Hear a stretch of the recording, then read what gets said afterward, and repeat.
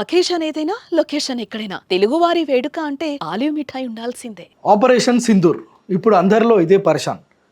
ఈ ఆపరేషన్ సింధూర్ని అర్ధాంతరంగా ఆపివేయడం వెనుక అసలు ఏంటి, ఏం జరుగుతుంది అనేది భారత పౌరులంతా దీనిపైన అనేక చర్చలు జరుగుతున్నాయి. అయితే ప్రస్తుతం మనం ఈరోజు మధ్యాహ్నం తర్వాత కేంద్ర మంత్రులతో పాటు ఎన్డీఆర్ఎఫ్, ఎస్డీఆర్ఎఫ్ బృందాలతో పాటు స్థానికంగా ఉన్న ఎన్డీఎస్ అధికారులు ప్రత్యేకంగా ప్రధాని నరేంద్ర మోడీతో ఆయన నివాసంలో భేటీ అవ్వడం, అక్కడ చాలా కీలకమైన అంశాలపైన చర్చించడం ఒక ప్రాధాన్యతను సంతరించుకుంది. అయితే భారత్ పాక్ సరిహద్దు ప్రాంతాల్లో జరుగుతున్న ఈ భీకరమైన యుద్ధం ఒక్కసారిగా రెండు దేశాలు కూడా కాల్పుల విరమణను అంగీకరించాయి. ఇప్పుడు ప్రశాంతంగా ఉందనుకున్నాం, కానీ రాత్రి మనం చూసాం, మనకున్న ఇన్పుట్స్ ప్రకారం నైటు జమ్మూ కాశ్మీర్ తదితర ప్రాంతాల్లో పాక్కు సంబంధించిన డ్రోన్లు భారతదేశం వైపుగా వస్తుంటే వాటిని మన వాళ్ళు ఆకాశంలోనే కూల్చివేయటం చూస్తున్నాం. ప్రస్తుతం ఈరోజు జరిగిన సమావేశంలో అయితే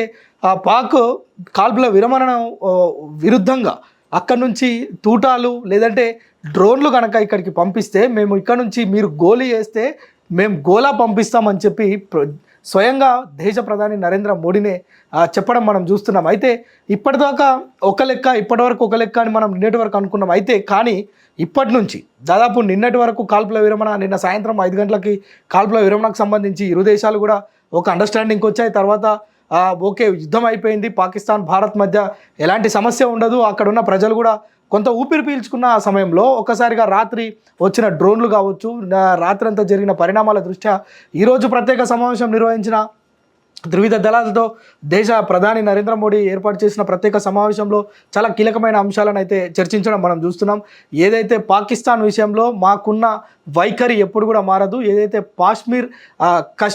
పాకిస్తాన్ ఆక్రమిత కశ్మీర్ ఏదైతే ఉందో అది ఖచ్చితంగా భారత్దే, భారత్లో అంతర్భాగమే పిఓకే, ఆ విషయంలో ఎలాంటి ఆలోచన లేదు, ఎలాంటి మార్పు చేర్పులు లేవు, ఖచ్చితంగా అది భారత్కి అప్పచెప్పాల్సిందే. మరోవైపు ఉగ్రవాదం పైన కూడా భారత్ ఎప్పటికప్పుడు ఉగ్రవాదాన్ని అణిచివేసేందుకు కంకణం కట్టుకుంది, కంకణ బద్దులై ఉంది. భారత్ ఉగ్రవాదాన్ని మాత్రం అస్సలు సహించేది లేదు అని చెప్పి కూడా స్పష్టం చేయడం కొంత ఇప్పుడు అంటే ఈ రాత్రికి ఏం జరుగుతుంది అనే ఒక అనుమానాలను ఇక్కడ మనకు రేకెత్తిస్తుంది. కేంద్ర ప్రభుత్వ వర్గాలే ఆపరేషన్ సింధూర్ ఇంకా ముగియలేదు, ఇంకా కొనసాగే పరిస్థితి ఉంటుంది. ఒకవేళ పాకిస్తాన్ కనుక ఒక గోలీ వేస్తే, ఒక తుపాకీ గుండు భారత్ పైకి వస్తే ఇక్కడ నుంచి బాంబుల మోత అంటే మిసైల్స్ను వదిలేందుకు సిద్ధంగా ఉన్నామని చెప్పి త్రివిధ దళాలకు సంబంధించిన అధికారులు మీడియాకు బ్రీఫింగ్ చేయడం. మరోవైపు ప్రధాని నరేంద్ర మోడీ కూడా రక్షణ శాఖ మంత్రి రాజ్నాథ్ సింగ్, అదేవిధంగా విదేశాంగ మంత్రి జైశంకర్తో కలిసి ఏర్పాటు చేసిన సమావేశాలు కూడా దీనికి సాక్ష్యంగా నిలుస్తున్నాయి. ఎందుకంటే ఇప్పటివరకు చూసాం మనం, అనేక సమావేశాలు నిర్వహిస్తున్నారు. ఓవైపు నిన్నటి వరకు జరిగిన పరిణామాలు చూస్తున్నాం, ఏ క్షణాన ఏం జరుగుతుందో. ఓవైపు పాకిస్తాన్ అణుబాంబులు వేస్తుందనే ఒక వార్తలు కూడా చక్కర్లు కొట్టాయి. మరోవైపు పాకిస్తాన్ను ప్రపంచపటంలో లేకుండా చేస్తుంది భారత్ అని మనం చాలాసార్లు చాలా వార్తలు బయటకు వచ్చిన సందర్భంలో ఇప్పుడు ఒక్కసారిగా కాల్పుల విరమణకు సంబంధించి ఇరు దేశాలు ఏకతాటిపైకి రావటం, ఒక్కసారిగా అర్ధాంతరంగా అంటే దేశ ప్రజలంతా పాకిస్తాన్ను మట్టు పెడుతుంది దెబ్బతోటని ఎదురు చూస్తున్న క్రమంలోనే కేంద్రం ఒక కీలకమైన నిర్ణయం తీసుకొని రెండు దేశాల మధ్య విదేశాంగ మంత్రులు ఈ యొక్క తుపాకులు విడనాడాలి, శాంతికి నెలకొల్పాలి అనే విధంగా ఒక ఒక ఒక అండర్స్టాండింగ్కి రావటం అయితే దేశ ప్రజలందరూ నిజానికి పాకిస్తాన్లో ప్రజలందరూ కూడా ఆ యొక్క కాల్పుల విరమణ ఒప్పందం తర్వాత పాకిస్తాన్లో ప్రతి పౌరుడు కూడా ఎంజాయ్ చేస్తున్న పరిస్థితి, వాటిని మిఠాయిలు పంచుకొని. ఎందుకంటే నిన్నటి వరకు బిక్కుమంటూ బతికిన పాకిస్తానీలంతా కూడా ఇప్పుడు ఒకసారి సంబరాలు జరుపుకుంటున్నారు. మరోవైపు అక్కడ తుపాకులు అదేవిధంగా మిసైల్స్ లాంటివి భుజాన పెట్టుకొని డ్యాన్సులు చేస్తున్న పరిస్థితి. కానీ భారతదేశంలో మాత్రం ఏ ఒక్కరు కూడా ఈ యొక్క యుద్ధం ఆపడంతో సంతృప్తిగా లేరు. ఎందుకంటే పాకిస్తాన్ చేస్తున్న ఈ యొక్క దుర్మార్గమైన క్రియలు, నీచమైన క్రియలు, ఇవన్నీ యుద్ధనీతి తప్పిన ఈ పనులన్నిటి పట్ల భారత్ కఠినంగా వ్యవహరిస్తుంది. ఈ దెబ్బతోటి పాకిస్తాన్కి భారత్కి ఉన్న ఈ యొక్క వైరం మొత్తం తొలగిపోతుంది. మొత్తం కూడా అంటే దీన్ని అణిచివేసే క్రమంలో, ఉగ్రవాదాన్ని అణిచివేసే క్రమంలో పాక్ చేస్తున్న దుశ్చర్యలను కూడా భారత్ తిప్పికొడుతుందని అందరూ ఊహించారు. కాకపోతే నిన్న సాయంత్రం 5 గంటల తర్వాత ప్రపంచ దేశాలన్నీ ఓవైపు ప్రపంచ శాంతి కోసం కృషి చేయడం, మరోవైపు భారత్ పాక్కు సంబంధించిన విదేశాంగ మంత్రులతోటి, ఇక్కడున్న ప్రధాన మంత్రులతోటి ఎప్పటికప్పుడు సమావేశాలు సమీక్షలు నిర్వహిస్తూ ఈ యొక్క కాల్పులను విరమించుకోవాలని చెప్పడం, వీటన్నిటికి సంబంధించి మనం చూస్తున్నాం. దీనికి సంబంధించి అన్ని దేశాల నుంచి కూడా ఒత్తిళ్లు రావడంతో ఇక్కడ కేంద్రం ఒక నిర్ణయం తీసుకుంది. అంటే ఈ యొక్క దేశాల మధ్య జరుగుతున్న ఈ యుద్ధాన్ని నిలిపివేద్దామనే ఆలోచనకు వచ్చింది. అయితే ప్రస్తుతం మాత్రం అలాంటిది ఏది లేదు. ఆపరేషన్ సింధూర్ ఇంకా కొనసాగుతుంది. వారు ఒక గోలీ వేస్తే పాకిస్తాన్ నుంచి ఒక్క గోలీ ఇక్కడ పడితే మా దగ్గర నుంచి పెద్ద ఎత్తున దాడులు చేసేందుకు, బాంబులు పేల్చేందుకు సిద్ధంగా ఉన్నాం. అదే విషయాన్ని త్రివిధ దళాధిపతులకు కూడా నరేంద్ర మోడీ స్పష్టంగా చెప్పినట్లు కూడా మనకు తెలుస్తుంది. ఏదైతే ప్రధాని నరేంద్ర మోడీ నివాసంలో సమావేశం కాగానే మనకు వచ్చిన ఇన్పుట్స్ ఏంటంటే మొత్తం కూడా వారికి ఫుల్ పవర్స్, అంటే ఇప్పటికే పెహల్గాం దాడి తర్వాతనే మన త్రివిధ దళాలకు భారత ప్రధాని వారి యొక్క చర్యలపైన పూర్తి విశ్వాసం ఉంది, పూర్తి భరోసా ఉంది. భద్రత కల్పించే దిశగా భారత త్రివిధ దళాలు పనిచేస్తాయి, మరోవైపు ఉగ్రవాదాన్ని మట్టుపెడతాయని చెప్పి పెహల్గాం దాడి తర్వాత స్వయంగా కేంద్ర మంత్రులు కావచ్చు, ప్రధానమంత్రి కూడా ఈ విషయాన్ని చెప్పడం మనం చూసాం. సో ఇప్పుడు కూడా మరొకసారి అదే విషయాన్ని ప్రస్తావిస్తున్నారు. ఇది దేనికి సంకేతం అనేది కూడా మనం అర్థం చేసుకోవచ్చు. ఎందుకంటే నిన్న రాత్రి కాల్పుల విరమణ 5 గంటలకు పూర్తయిన తర్వాత రాత్రి డ్రోన్ల కలకలం రేగడం, ఆ తర్వాత జరిగిన పరిణామాల తర్వాత ఈ సమావేశంలో మరొకసారి త్రివిధ దళాలకు ఇలాంటి రైట్స్ ఇవ్వడంతో ఈ రాత్రికి ఏం జరుగుతుందనే ఒక ప్రశ్న మాత్రం అందరిలో మెదులుతుంది. మొత్తానికి పిఓకే విషయంలో మాత్రం భారత్ తగ్గేది లేదు.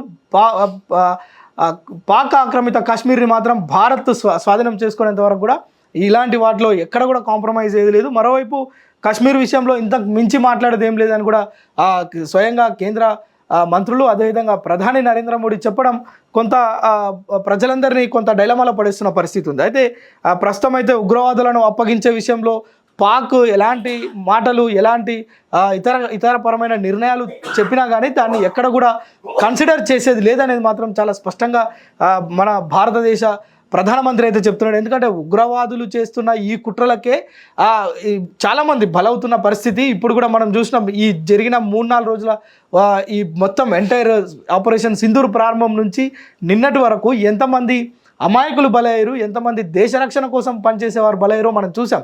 ఎన్ని కుటుంబాలు శోకసంద్రంలో నిండాయో, ఎంతమంది అంటే కొత్తగా పెళ్ళై బార్డర్కి వెళ్ళి విధులు నిర్వర్తించే ఒక జవాన్ కూడా మృతి చెందడంతో ఆ కుటుంబము ఆ యొక్క ముక్కుపచ్చల ఆరని, అంటే ఆ యొక్క పారాని ఆరని పెళ్లి కూతురు కూడా కన్నీటి పర్యంతం అవుతున్న విషయాలు మనం భారత్లో చూస్తున్నాం.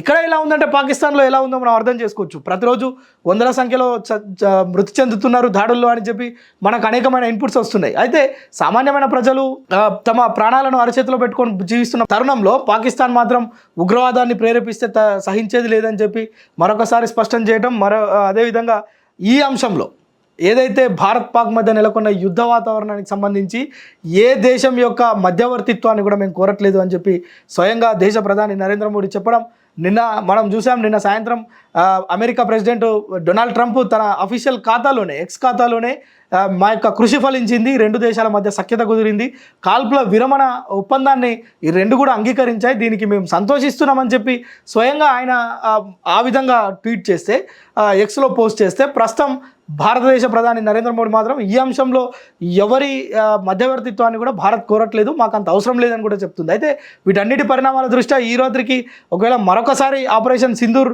2.0 కంటిన్యూ చేసే అవకాశం ఉందా అనేది మాత్రం మనకు తెలియాల్సి ఉంది. దీనిపైన దేశం మొత్తం సర్వత్రా ఎదురు చూస్తున్న పరిస్థితి. పాకిస్తాన్ని మట్టు పెడతారనే ఒక ఊహాగానాలు, మరోవైపు పాకిస్తాన్ చేస్తున్న దుశ్చర్యలను తిప్పికొట్టాలని ప్రజల్లో నెలకొన్న ఆ యొక్క బాధ, ఆవేదన, దేశభక్తి ఇవన్నిటికీ కారణంగా అదంతా కనిపిస్తుంది. సో ఏం చేస్తారో చూడాలి. ఈ సమావేశాలు కీలకమైన సమావేశాలు, త్రివిధ దళాధిపతులు, అదేవిధంగా ఎన్డీఎస్ అధికారులు, మరోవైపు ఉన్న సైనికాధికారులతో నిర్వహిస్తున్న ఎప్పటికప్పుడు సమావేశాల్లో జరుగుతున్న కీలక పరిణామాలు, మార్పు చేర్పులతో రాబో మరొక 10 గంటల్లో ఏం జరుగుతుందో, ఈ అర్ధరాత్రికి ఏం జరుగుతుందో అనేది మాత్రం ఓ పెద్ద ప్రశ్నగా మారింది.